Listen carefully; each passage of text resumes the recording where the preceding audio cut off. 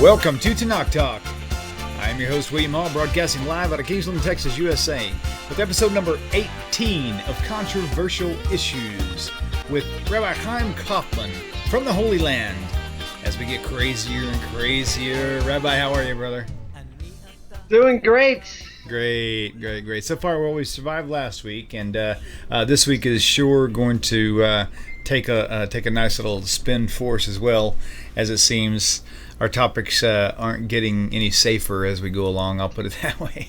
So, but it's okay. We're not here to be safe. We're here to actually put things out there that people need answers to. And so that's why we're here. So for those of you who missed last week, I'll put up a link at the end of the show once it's uploaded, so you can check out last week's link if you want to. So tonight our topic is going to deal with more outrageous claims that the Talmud, quote unquote, makes against the non-Jew. And I'm certain we will probably branch even deeper into other areas also, because we have no doubt we have no doubt about that. So our goal tonight is just to keep it hot, man. Keep it hot. So with all that said, I'm turning the phone lines on now, so your phone number will be on your screen in just a moment. There we go. And so feel free to call in. The lines, again, like I said, are open. Let me pause the music. And there we go. I'm open to get at least one phone call from our friend Sean. He's such a nice guy. He's offered to help. He actually has helped out. He actually did some help with me when we had a need earlier, about 3 to 5 months ago, and he's just really a nice guy. He's and I envy his residency, where the pictures he posts on Facebook. I just want to go on vacation. So maybe we'll one day, right? So anyway, so that's it. So that's how we're going to kick it off. So I've heard a lot of things that I really want to get back into. We've already touched base on some things, but one thing that I will say for me, that's probably Sean. Watch. Welcome to the show. Please tell us your name and where you're calling from. Hi, my name is Cindy, and I'm calling from Beechwood, Ohio. Cindy from Beechwood, Ohio. Welcome to Kingsland, Texas. Yes, and I've got a corker for you, Rabbi. All right. Okay, go ahead. Let's hear it.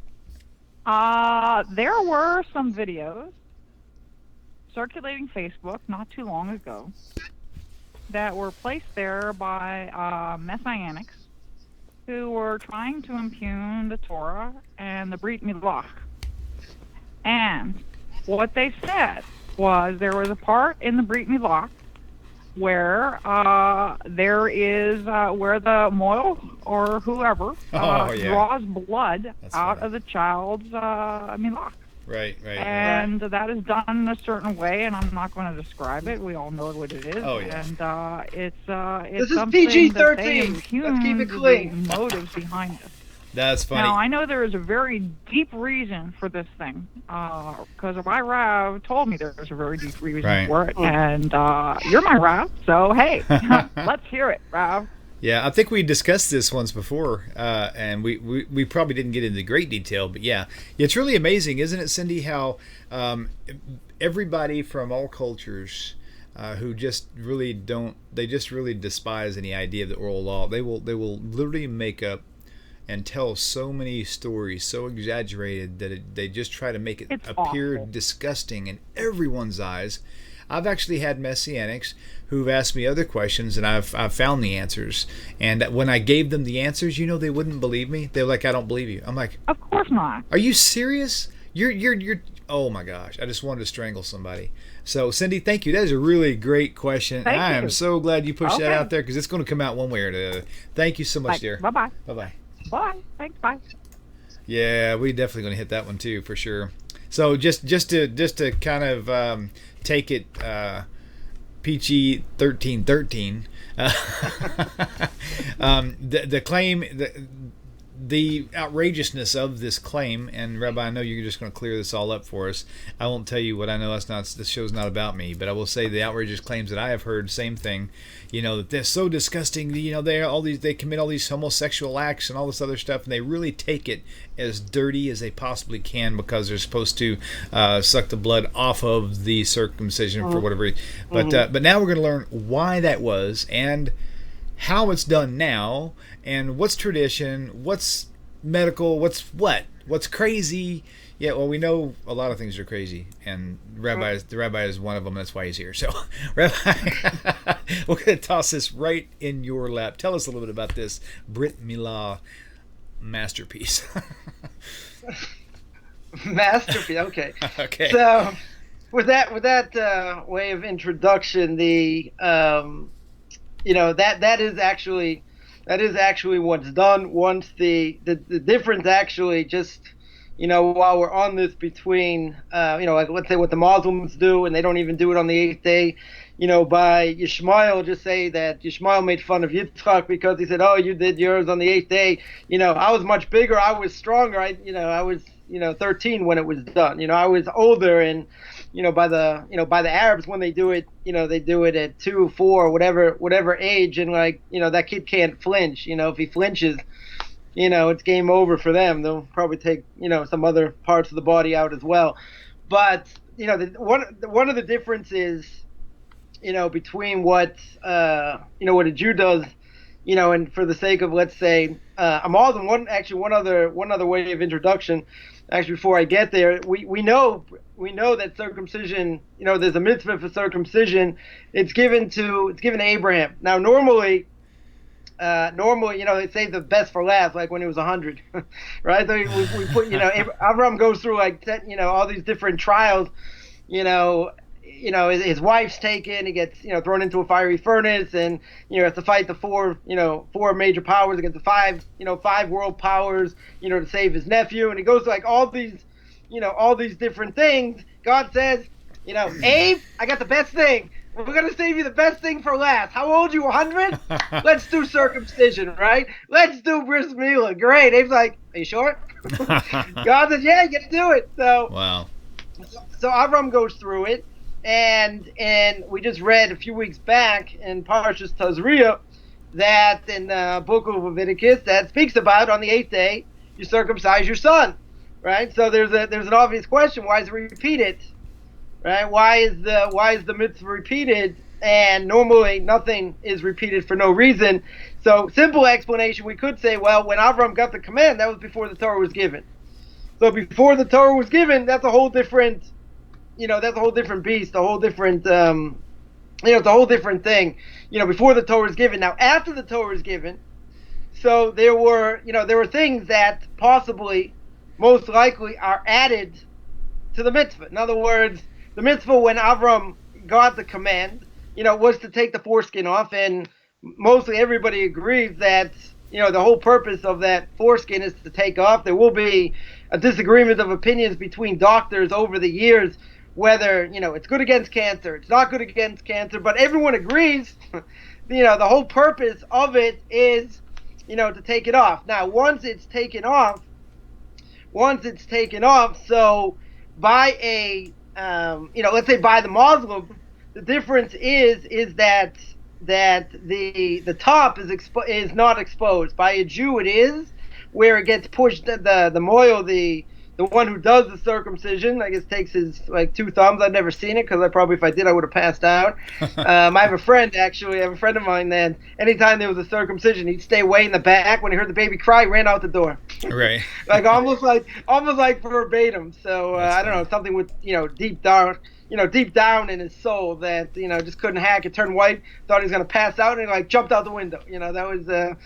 That was it. So normally what's done is that they push the skin down, and the top the top is exposed. So by a non-Jew or by a Muslim that they don't do. So that was added on. And then, so what happens? So you cut the skin, so there's blood, right? You have to draw.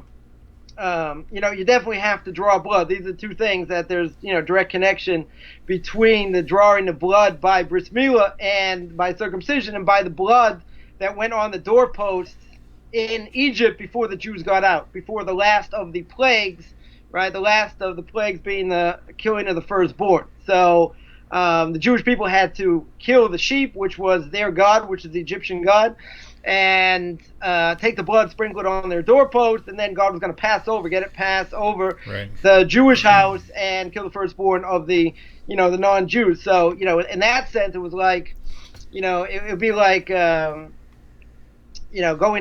downtown Bombay and saying, okay, we're going to take this cow, and the Indians worship it, so they go, okay, great. We're going to take this cow. What are you going to do with this? Oh, we're going to make burgers. We're going to make shish kebab. They're like, oh, great. That's our God. They're like, can't do that. And, by the Egyptians, that's exactly what happened. This is exactly what happened. And God says you can't get out unless you do that. So that it show a tremendous amount of self-sacrifice. So here, when the blood comes up, so it is brought down that the moil, the one who does the circumcision, has to suck it out. Now, medically speaking, that the blood has to stop, right? So there is a lot, behind what it is. I'm not gonna, that's Kabbalistic things and and other things, but when the moil does it, for whatever reason, it was brought down that it should be done, right? It's supposed to, that is part of what is supposed to be done in order to stop this blood flow. Now you could say, well, isn't there any other way?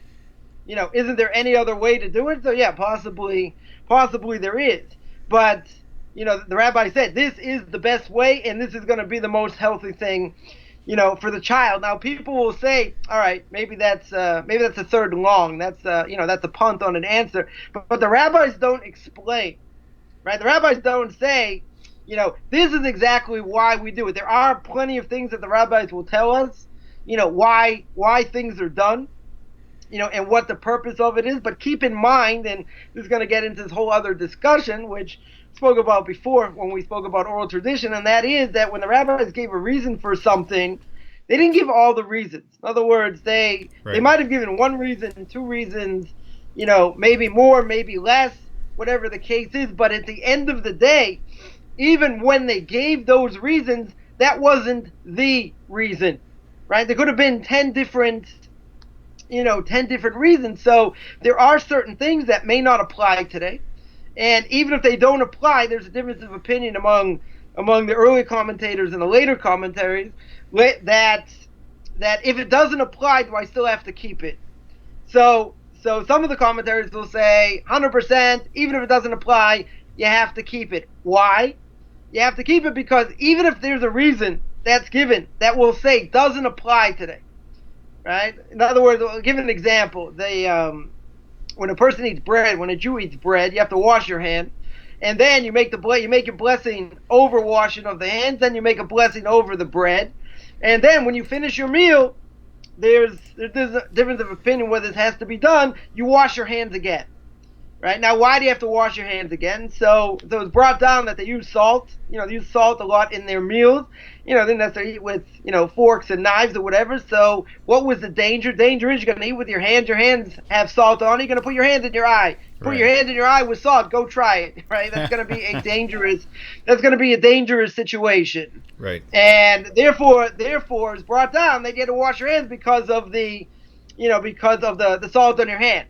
So some of the commentaries say, we don't have that problem today. We're more civilized. We're not living in Africa, right? Or maybe some of us are. But, we don't have that issue today. So some of the rabbis will say, we don't have that issue. You don't have to do it, right? So Some of the early commentators say, no problem. You don't have to do it. Others will say, doesn't matter what the reason they gave was, that could only be one reason. There could have been 100 reasons. In other words, they didn't reveal everything. That they said, was the reason. Some things yes, some things no, whatever it was. So those rabbis will say, you know what? We don't know exactly why. This is one reason. Could be 150 reasons. So therefore, you still have to do it. So that is an example with that. Now, today, most moils today, this is what they'll do. Now, in some places, there was a big controversy, or depending where you're from, a controversy, in New York where there were some children that got herpes from this. So, or there were other, that was one issue. So they wanted to actually, ban this practice and, take these people to jail for, what looks like like a horrible thing. What goes on in Africa. Okay, so we're not in Africa and, whatever, but, what goes on there with what, in some places what they do with, with girls, etc., is like, that's like mutilation, right? I don't even think we spoke about that, when we did this, but, that's like total mutilation, right? So yeah, there are groups against it, whatever, this isn't even close, to that. So they made this whole thing about it, and whatever, eventually it did die down. But at the same time, there are places where, it is such an issue. So what they'll do is they'll use like a tube or something, won't do it directly, on that part to get out of that problem. They'll, suck it out a different way or whatever the case is. And that will take, that'll take away the, the grossness of the issue or the, the medical issue. Sure. For that. But, some rabbinical authorities say, no such thing. You're not allowed. You're definitely not allowed to do that. The way it's given over is the way that it should be done. So based on that, we'll jump to one other thing, and that is that years ago, I mean, there still is a problem, let's say, with kosher shechita, with killing animals, and the way animals are killed because they claim it's inhumane, etc. So in certain places, certainly in Europe, Scandinavia, they banned Jewish kosher slaughter. They say it's inhumane, etc. And I was by a kosher slaughter when I was in South America, when I was in Chile, and I wanted to see, like, afterwards, let's see what the non-Jews do and how they kill these animals, etc. So if you're eating dinner, put it down right now. So what they did, so as we were packing up, getting ready to leave, I watched a few of these, and what they did to these poor cows was, I'm not even going to repeat. I mean, they just like hacked them. I mean, I lied. They just like hacked them to death, and these cows are like, bellowing and whatever. They're just like, taking these huge knives and like just hacking them to death. And, when a ritual slaughter, a shochet goes in, and he kills the cow, the cow dies instantaneously. Right, they hit two of the signs, the trachea and the windpipe, and the cow dies instantaneously, right? Then they have to they turn the cow upside down and they drain out all the blood and whatever, all this stuff. But the cow's dead like that. When I saw these non-Jews doing it, and it was mind-boggling, because here they are like hacking this thing to death, and say, oh, you Jews. You Jews are so inhumane, right, and we're gonna ban it. Banned in Europe, right? We're gonna ban it, and it's so inhumane. Yeah, you want to see what these other people did? So there was a whole question. I think it was in somewhere in Europe. I think it was in Switzerland many years ago, and one of the great halachic authorities, the 3-day ace, Rav Yechiel Weinberg, Zecher Tzadik Livrocha, may his name be blessed, wrote a whole thing, about this. What they wanted to do is they wanted to ban kosher slaughter, and what they wanted to do is they wanted to electrocute the animal, and then slaughter. That was what was on the table. So the question was, are you allowed to give the animal a little bit of juice, meaning, give it a little bit, zap it, a little bit with electricity, and then slaughter it? Is that okay? Right? Would that be permissible? Because the government, the government bodies, whoever they were, said if you do that, that's fine. That's that's more humane. Let's jack up this animal. Let's see what we can do, with this animal, and then you slaughter it. Right. Right? Doesn't sound so humane. But so the 3-day Aish, looked into this and said, okay, let's see what, if you give the animal a little bit of juice, what does it do? And basically, he came out and he concluded that, you give it juice, you could kill, you're not going to kill the animal instantaneously, because obviously, you're going to figure out how much juice to give it to, in order that it's going to die.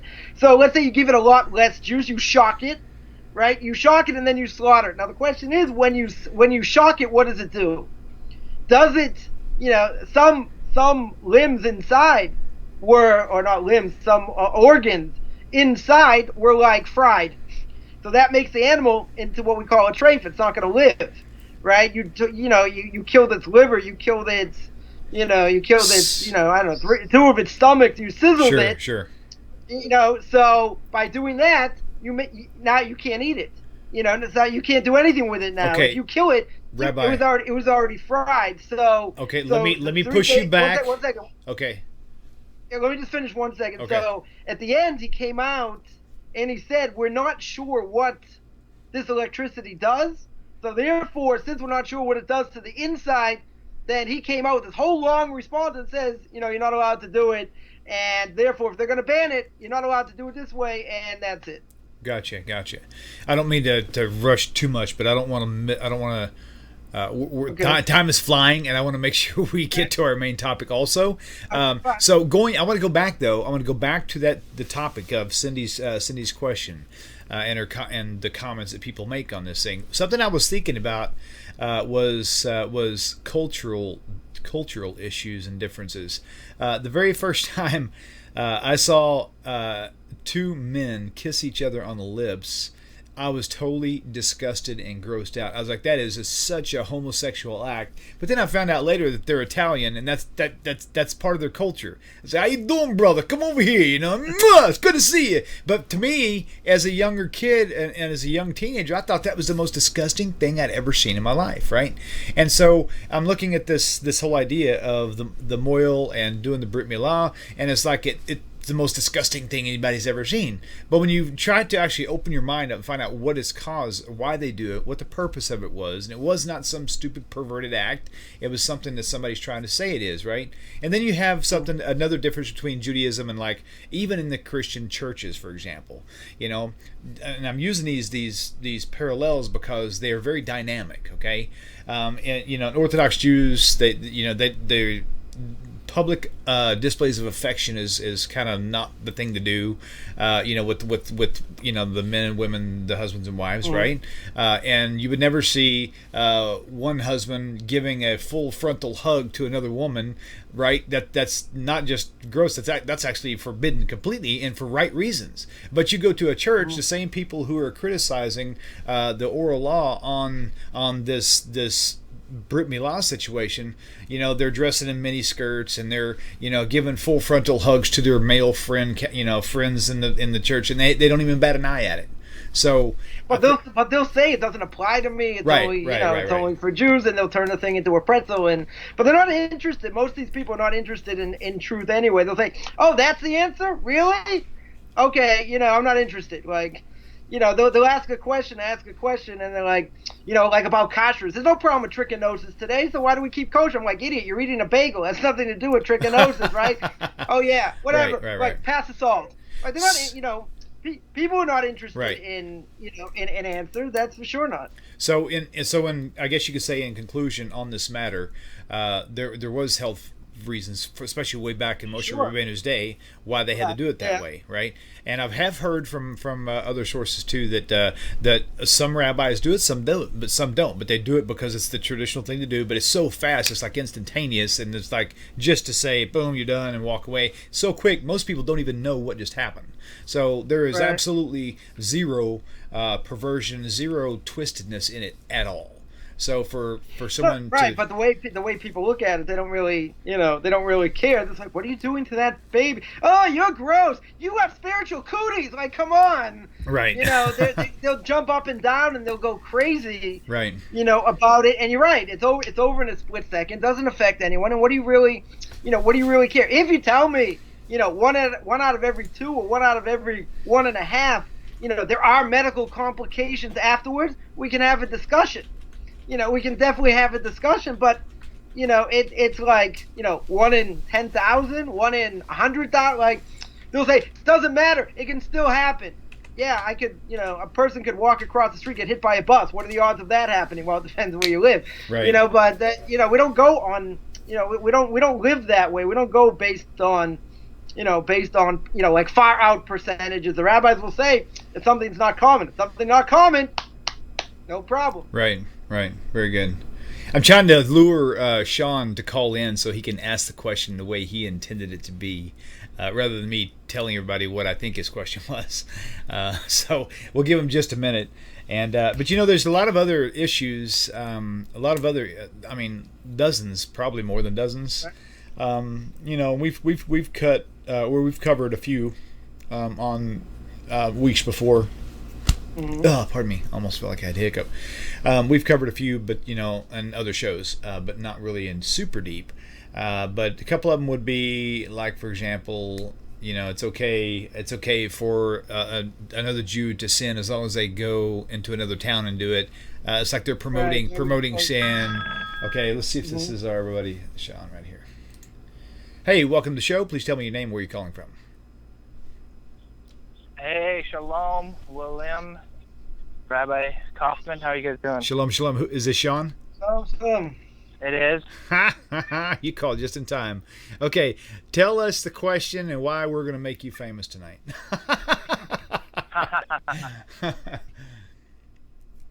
Well, hang on one second. I got a little bit of an echo, so I'm going to take it off of my Bluetooth. Yeah, actually, you can do that, or you can actually pause the video so you're not having a sound loop either. That'd be good. All right. So basically, I asked a while back about the Sanhedrin. I think it was 57a, where it says that Jews are able to kill Gentiles. And then I also asked a couple other questions, but the other one that stuck out most to me is that all Gentile children are like animals. And that, I believe, is what we're going to push based on. Okay, good, Sean. So we're going to say all Gentile children are animals. Okay, and the other one was right. I've heard that too. I don't know the exact quote, but they sure do come up with some good ones, though. All right, animals, and it is okay for a Jew to kill a Gentile, and they can get away with it, basically. So, also, if you damage them, then you don't have to pay. But if they damage you, you have to pay. That's also another famous claim. Okay, great, Sean. Thank you, brother, for calling in. Let's go ahead and hang up, and you can tune in for your answer. Okay. All right. Thank you. You bet. Thanks. Okay, Rabbi, I'm going to turn this over to you. Get her done. All right. Let's hit the last one first. In Tractate Yevamos 98a, speaks about that a non-Jew is considered like an animal. Now, keep in mind, we mentioned this before. We'll mention it again. Everything, it's brought in, whether it's brought in the Torah, whether it's brought in Tanakh and the writings and the prophets, and all that, everything's in context, right? So you have to see what was said before, what exactly, the context is, because, we make, these statements are made, oh, we hate non-Jews. Well, maybe we do. All right, turn it off. That's it. We're done. Maybe that's true, but everything has to be looked at, certainly in context. And if it's not looked at context and you just, say, oh, they say this and they say that and they say the other thing, yeah, of course it looks bad. You want to break it down and see what it really means? No, but this is, this just makes us, makes us look bad. So in this case, as the Talmud brings out, it's a case of an Egyptian or a non-Jew, right? It's talking about a case where you have a non-Jewish father and you have a child that converts. Now, people know, or if they don't know, they'll find out now. A convert, right? Someone who converts to Judaism is considered. You want to take that? Yeah, we can go take it. We'll write down a question. Caller, welcome to the show. Please tell us your name, where you're calling from. Hi, yes. This is Danny Weinstein. I'm calling from Dallas, Texas. Danny from Dallas, Texas. Welcome to Austin, or Kingsland, if you will. What's the question for Rabbi tonight? Hi, yes. Thank you very much. First of all, I'd just like to say I love your show. I love all the guests you have. It's an amazing bracha you guys are giving to the public. Appreciate that very much. Thank you. Yeah, my question is really not about the government bodies or the perception of the Makeh, but really it's a question of halacha. Would the rabbi concede if there is a medically proven question of pikuach nefesh with the baby, that would trump a Torah that is not sourced explicitly other than the Kana. Okay, Rabbi, you got this? Yeah. Okay, very good. Okay, thank you, Danny, and we'll have Rabbi to repeat the question again for everybody, and then we'll answer it right on in. So, so if you don't, Rabbi, you can either answer it now and then double back to Sean's question, or if you don't, or what we probably could do is just answer Sean's question first. I've got this written down, and we'll cover it when you're finished up there. Danny, is that okay with you? If we just we'll finish Sean's question first, and then we'll answer yours. Okay? Absolutely. Keep up the good work. I love your show. Okay, thank you, brother. Take care. Shalom, shalom. Thanks so much. Okay, yeah, let's do that. Yeah, Let's go and stick with Sean's. In this case, again, you're talking about a non-Jewish father with a child that converts. Now, when someone converts, they're considered like a newborn baby. Okay, wait, right? Rabbi, right. You're explaining. Yeah. I need you to restate the question because he used some Hebrew words I was not familiar with, and probably a lot of us aren't. The question is a non-Jew considered like an animal? Oh, you're talking about okay, back on Sean's. Got it. Okay, very good. Yeah, I'm back on Sean's case. Yeah, got it. Now I'm good. Yeah, there was the other things that he mentioned. I'll explain that afterwards. Right? I'm going in order. He told me to go in order. I did, but I didn't understand what we were on, so I had to clarify. Great. I'm speaking Chinese. Like, all right. So, I'll chatter. I'll walk your dog. Okay. I speak 4 languages poorly, so you guys are in trouble. Anyway, someone who converts is considered like a newborn baby. Right? It's considered like a newborn baby. So therefore, technically speaking, spiritually speaking, they have no connection to the father or the mother. Right? In other words, the person who converts, they are biologically connected. They are not spiritually connected. Now, there's a whole question within that. You know, if the parent dies, does the child have to mourn for them? Technically, they're not related. Right? They're not spiritually related. They're biologically related. In this case, since there's no spiritual connection, we say there's no spiritual connection to the parents. So here, the Egyptians were known to be tremendously steeped in immorality. There is a Torah command that says, do not go in the ways of the Egyptians. Right? Can't walk like an Egyptian. So therefore, the rabbis learn out what does it mean? What does it mean they were steeped in immorality? So it's brought down that a Jew is not allowed to be involved. Women, let's say, not allowed to be involved with other women. Right? Lesbianism is forbidden. That might be a hot topic also. But not going in the ways of the Egyptians is that prohibition. That's what the rabbis bring down because they were totally steeped in immorality. Now, that being said, the Talmud goes on to discuss about who the father is. Right? Do we know who the father is? So, in this case, we may not know who the father is. And even if we do know who the father is, he's not connected to the child. Spiritually, right? Spiritually speaking. Now, with that, so now we're going to take that a drop further. The question, in the Talmud speaks about Levirate marriage, what we call yibum or chalitza, which means that a Jew, a woman who's married, 2 Jews are married, the husband dies, they don't have children. So what Levirate marriage is if the husband who died, the father that died, didn't have children, had a brother, the woman, the wife would marry that brother or one of the brothers if they had brothers, and that child would be named after the first husband. Now there was a whole question, that it has to be done 100% for the sake of heaven, etc. And we don't do it. We don't do it today. We do what we call chalitza if this ever happens.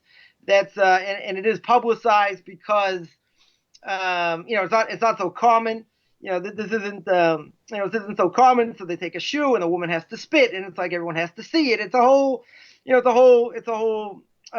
thing. So there's a technical issue that doesn't in this case by the Egyptian that we get around any problem of paternity, of who the father is, but not because there's any doubt about the biological fact. There could be a doubt, right? But the way the Talmud brings it out, even if there isn't a doubt, it doesn't matter. There's a legal principle, right? There's a legal principle that God wanted to avoid this problem. He wanted to get rid of this problem of paternity. Now, this is where it's crucial. How do we know this is true?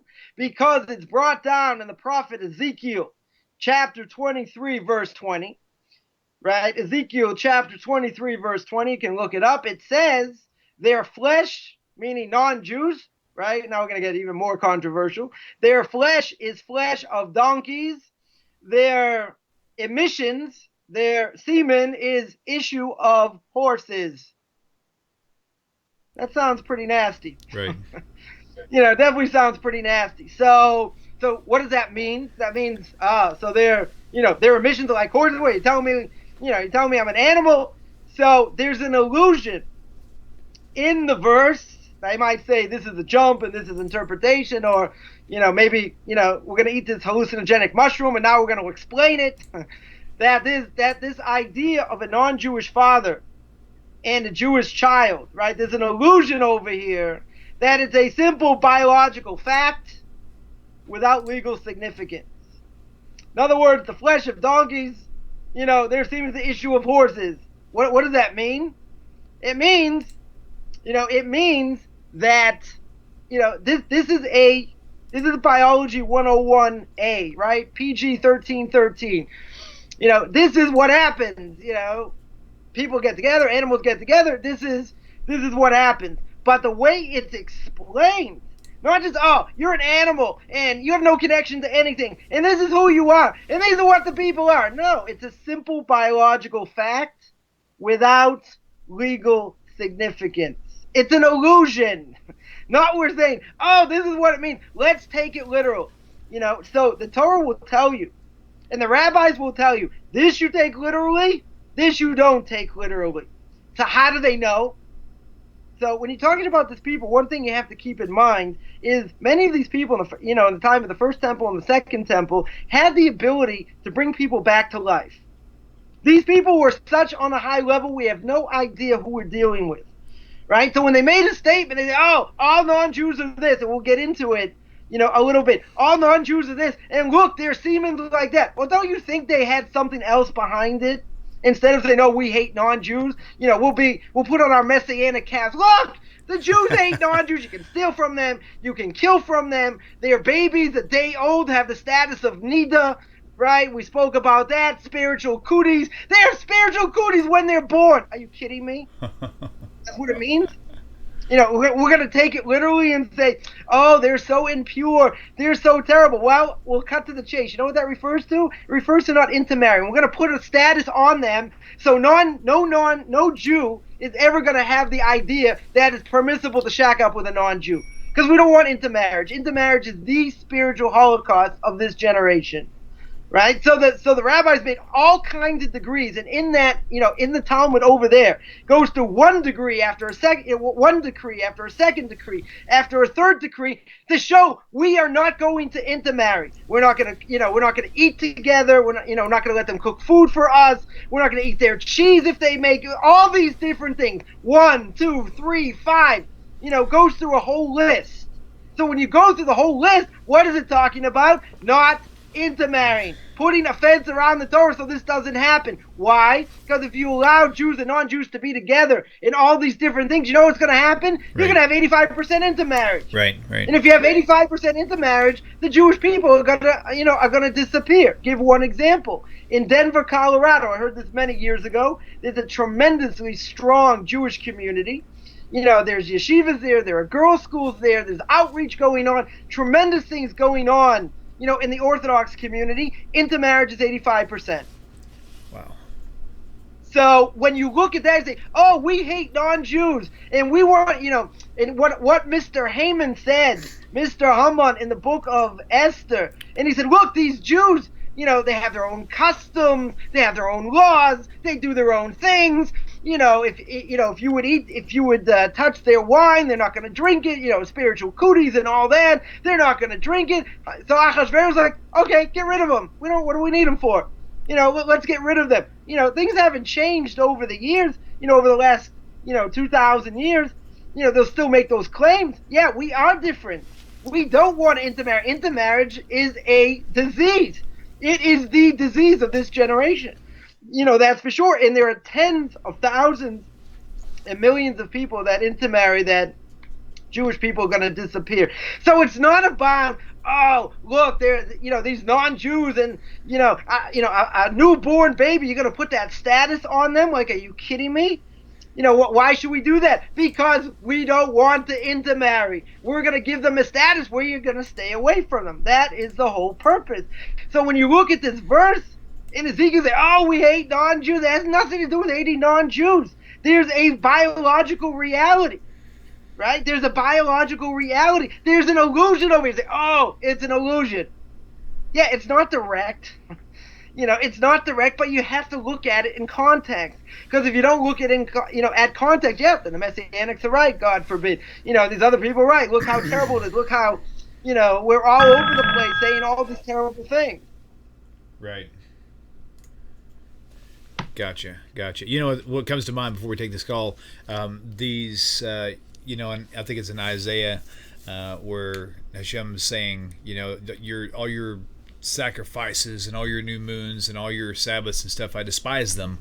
Well, Christians take that and they run with it, and they say, well, why are the Jews doing it? God clearly says he hates this stuff, but they don't read the context, and so they're missing context, whether it's because they didn't read it or for some other reason. But the whole point is, Rabbi Singer actually hit it quite nicely. He said, you're sitting here cheating on your wife, beating her, and then you go and tell her you love her. She's going to totally despise it when you say I love you to her whenever you're sitting here doing all this bad stuff. So the context of it is so huge to understand. God hated this stuff because you were offering these sacrifices, going right about your business, like continuously just that's cheating the whole thing. and sinning. That's the whole thing with the new covenant as well. But that's giving chastisement to the Jewish people. They're not living to the standard that they need to. Not that God says, oh, we're going to create a new people and we're going to have this whole new thing. Right. Doesn't mean that. Interesting. Okay, caller, welcome to the show. Please tell us your name, where you're calling from.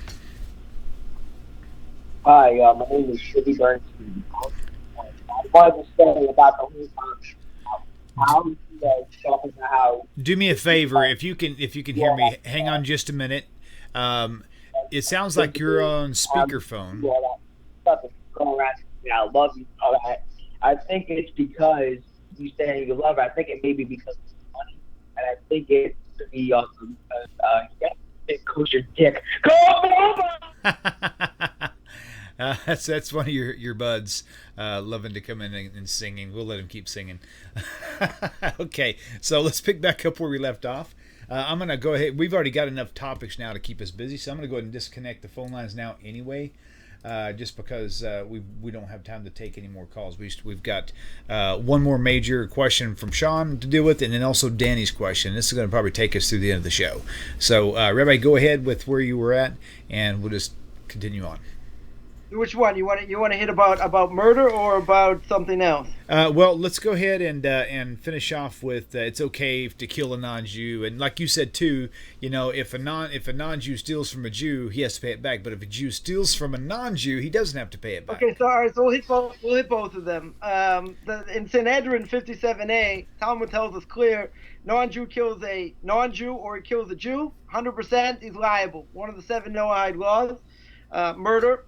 But a Jew is only liable if he kills a Jew, right, and not a non-Jew. That's pretty clear. Now the interesting, the Talmud doesn't give a reason, right? The Talmud does not say why that is. Just makes a statement, right? Just makes a statement. So there's a whole discussion over there, just in the context, talking about the Noahide laws.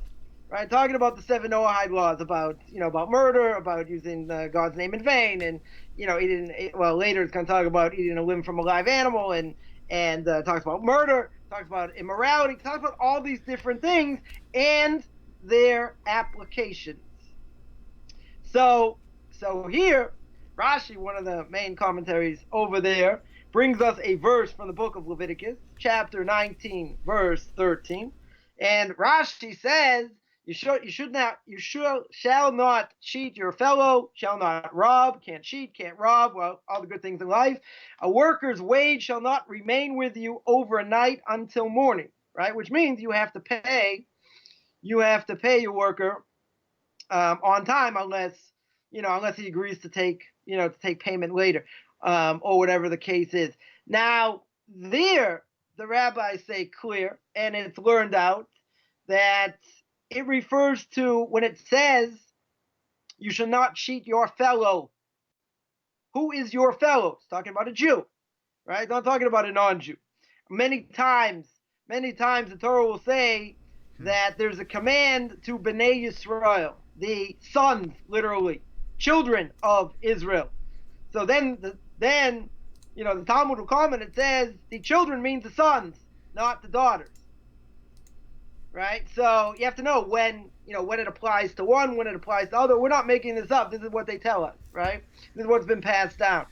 So Rashi there says, clear, it's referring to a Jew, not a non-Jew. Then Rashi also says that there's a question over here. Are you really allowed to do this?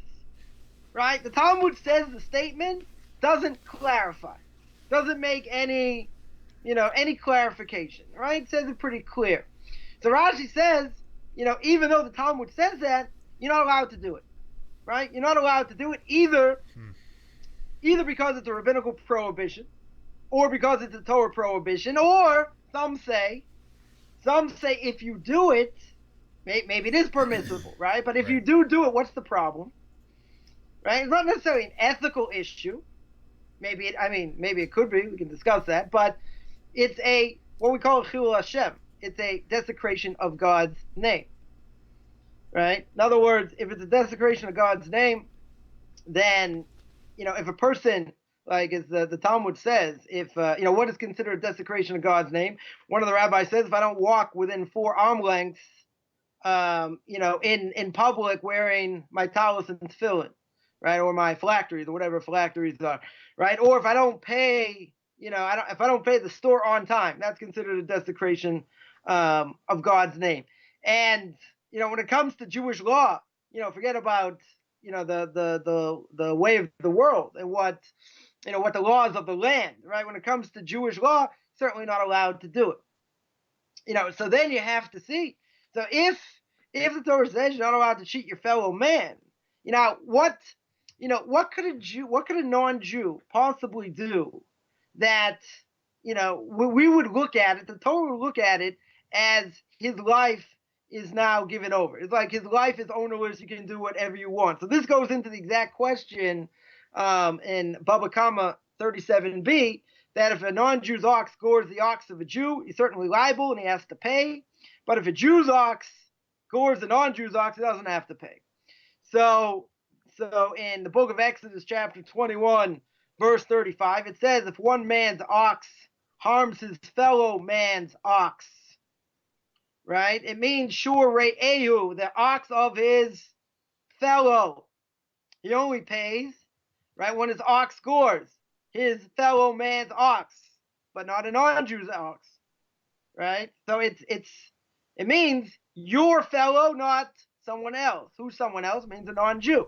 But the Talmud gives another answer, and that is, now this is, people say, well, maybe this isn't fair, but another answer is that God allows us to keep the money of non-Jews. Why? Because they stopped observing the 7 Noahide laws.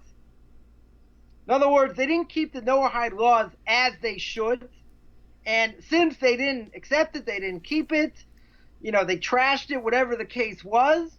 Because they didn't keep it, what happens is their money now becomes ownerless. It becomes hefker. Say, oh, the rabbis have this power to do that.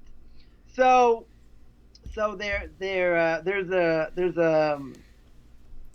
a Talmudic law, Talmudic statement that hefker based in hefker, that the Jews have the power to make if they set up a base in a rabbinical court, they have the power to take money from one person and give it to another, right? Two people come, they have an argument, and the rabbinical court has the right to uproot money from one person, and give it to another.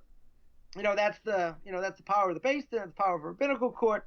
So here,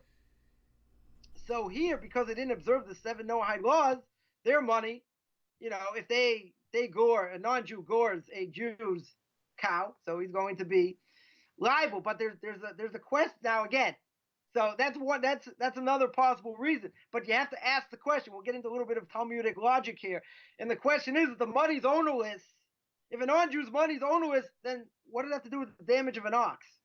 What does it have to do with, someone, fender bender, so, someone hits your car, someone breaks your window, someone, right, does something else? What does it have to do? What does it have to do with? What does it have to do with it? So, one possible answer is that a non-Jew is suspected of intentionally inciting his animals damage the animals of a Jew. In other words, he's not careful, right? He's not necessarily careful. Therefore, he's penalized any time his animal damages a Jew's animals, and he has to pay full damage. So, therefore, it would be an incentive for a non-Jew from inciting his animals damage, animals, of Jews. Now you say a non-Jew is really suspected of that. He's really going to incite his animals, or, etc. So what about a Jew? Why wouldn't a Jew do that? Now, if you go through the Torah, with a fine tooth comb, there are many, many laws of how a Jew has to be careful with money, with paying workers on time. All these different ethical directives. So therefore, a Jew is going to be extremely careful. In theory, this is what should be. He's going to be extremely careful from damaging other animals. So God instructs a Jew that he's going to say, okay, he's exempt from paying for damages, for a non-Jew, because he should be careful. He's going to be very careful. Now, if it's something that's egregious, he does it on purpose, to damage someone else, that may be something different. If it's done by accident or whatever the case is, that would be the case. Also, there's another added factor here. The other added factor is that a non-Jew is going to have to pay, because this is the law of the courts of non-Jews. One of the 7 Noahide laws is to set up law courts. So in their own law courts, they'll state, and it is stated, they have to pay the full value. Huh. They damage your ox, right? So your ox is not going to be the same. You got to pay the value of what the ox is. Now, again, they'll have to determine what that is, before it got injured or whatever the case is. They're going to have to pay. So, so now let's say, so why would a Jew be exempt? So a Jew would be exempt even in the law court of a non-Jew, because the Jew's doesn't normally have to pay back a loan to a non-Jew if it doesn't expect repayment. In other words, if he takes a loan, and let's say there's no signing document, there are no witnesses, whatever, and the non-Jew doesn't expect to get it back, it's a cancellation of debt. So it's looked at, and I might say this is a little bit of a stretch, but in a non-Jewish court, it could be 100% looked at as a cancellation of debt. If it's a cancellation of debt, then he's going to be exempt, because it's like the non-Jew says, fine, I'm not expecting anything anyway. The kid say, oh, I'm not expecting now, but I'm going to put the full force on the Jew. You're not expecting it. If I'm not expecting it, we're going to go to Webster's 8th definition, of what that means. And you're going to say, oh, no, we're going to apply it now because it looks racist.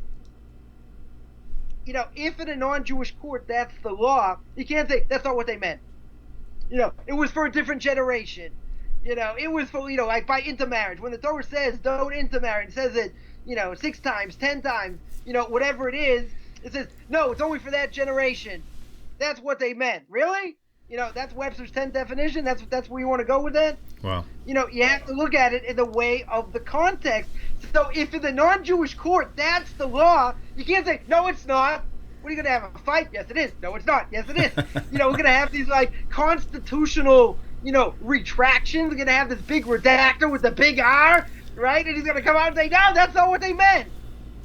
You can't do that.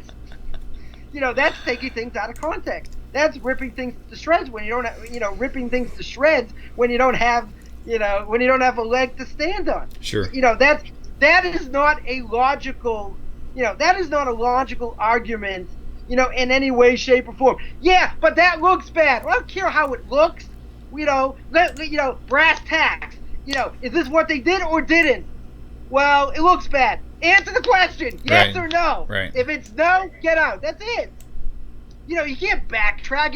You can't keep coming back and it's terrible and it's this and it's that. Is it permissible or it's not permissible? Is this what they had in mind or not what they had in mind? You cannot turn these things into a pretzel and then say, yeah, this is what it means. This is where these problems come up. So we gave 3 possible answers, right, to what this is. The person said, I don't like any of those answers. Well, maybe there are 10 other answers out there as well. I didn't go through all of them, right? But there could be other answers. You gotta say, well, if I don't find the answer I like, I don't have to hold by it. You want to argue logically, Right. Or you want to go according to the 615th commandment. Don't be a moron. Like, come on. You have to argue, in a certain way. And if this is what's said, and there could be, again, it could be any number of other answers as well. And, you can't say, well, I'm only going to go to the answer I like. It's not about what you like or what you don't like, right? There are things I've seen many times like, wow, this is a good question, right? That's the answer, okay? There could be other answers. There could be other answers. It's not about what I like or what I don't like. This is, it's not looked at in historical context. Oh, it's got to be this and it's got to be that, and now it doesn't apply, and we're so cruel, we're so open-minded, and till our brains fall on the floor. All these different things. Like, do me a favor. What does it say? What's the context? What's the purpose? Etc. There were things. There were things like, by bestiality, for example. That one of the questions was also about a non-Jew shacking up with animals, and Talmud seems to say every non-Jew, is a problem with bestiality. So some say it only applies to a certain place and a certain time. Some say it applies across the board because of what went on, during that time. Etc. But a person has to understand, this was in context, and if you take it out of context, you totally, turn it upside down into a pretzel, which, obviously is bad. Right. Now, the other thing that Danny brought up was about back to circumcision. Right. So he brought up 2 things. One is, what if it's a danger? What if it's a sakana? Sakana means a danger. Or if it's pikuach nefesh. Pikuach nefesh means that it's life-threatening, right? If it's a life-threatening thing, like we spoke a few weeks back, that a person's life is in danger, you can basically almost do anything, to save a person's life, as long as you're not getting benefit, let's say, from idolatry or things you're not allowed to get benefit from. So let's, we'll take that for a second. If it would be, let's say it would be, this idea of sucking the blood out would be a medical danger. It would put the baby in danger. And today, let's say it's been proven, that it is a danger. Okay, then you wouldn't be allowed to do it, right? Then it would be an impossibility to do. If you say, like for instance, by circumcision, what if someone's a hemophiliac? If they're a hemophiliac, and I had a case like this, didn't apply, but didn't come out to fruition. But if you're a hemophiliac, that means your blood doesn't coagulate, and if you bleed, you could die. You could certainly die. So someone who's a hemophiliac, you can't do circumcision on them. So what do you do? If he's a Jew, he's a hemophiliac, you got to take off the foreskin. You still have to take it off. So one of the great rabbis of the last generation, Shlomo Zalman Auerbach, Zecher Tzadik Livracha, may his name be blessed, he said that if you can't do it with a knife, can't draw blood, right? So you have to, you can take it off with laser. What does laser do? Laser burns it, right? So you do it by laser, takes it off. So you take off the foreskin. So that fulfills your obligation, right? But according to the Rambam, according to Maimonides, you have to do something that cuts. You got to take something that cuts. So what is laser? What's the problem with laser? It doesn't cut, right? It burns, it like burns it off. Right. So since it burns it off, you don't fulfill the highest level according to the Rambam, but according to everyone else, you're okay because you 100%. Right. It's gone. It's gone. 100% took it off. Right. So if it would be, just in conclusion, if it would be like, pikuach nefesh is like a total danger, then you wouldn't do it. Or that if it's a total danger to the baby, then for sure, to suck it out would certainly save the baby from that. Or that's the best way to do it. So then that's what you would, definitely do. But make no mistake, if it's there's nothing that comes in front of pikuach nefesh of something that is life, which means that it's something that's life threatening. Life threatening, just about you can do anything, even on Shabbos or a festival, whatever, to save a person's life, as long as you're not getting benefit from something that is, that's going to be forbidden. So, so that would be the case of either danger or, putting life in, putting life in danger. Got it. Okay, cool. Well, that was definitely a full show. I'm hoping we'll get more into some of these outrageous claims of the oral Torah or the oral law in the next few weeks ahead. So if any of you out there who have been enjoying the content and you've heard some outrageous claims, send Rabbi an email or contact him on Facebook. You can also find Rabbi at orthodoxconversion.com. If you have any curiosity, or if you're thinking about converting, or maybe you're just curious about the process, and or just you want to get ticked off by these shows, just send me an email. Send me an email. It's great. Exactly. So it's been fun. It's been very informative. I really appreciate you taking these questions. I mean, not too many people would be willing to go and on live video and subject themselves to answering. Sure, my reputation's been shredded, so no problem. We're good. That's funny. Okay, so I guess we'll see you all next week, same time, same place, with Rabbi Chaim Coffman. We hit 39 tonight. We were one away from 40. Uh-oh. Yeah. We're in trouble now. So same time, same place next week. Shalom to you all. Thank you for tuning in, and we will see you guys on the other side. Y'all take care. Shalom.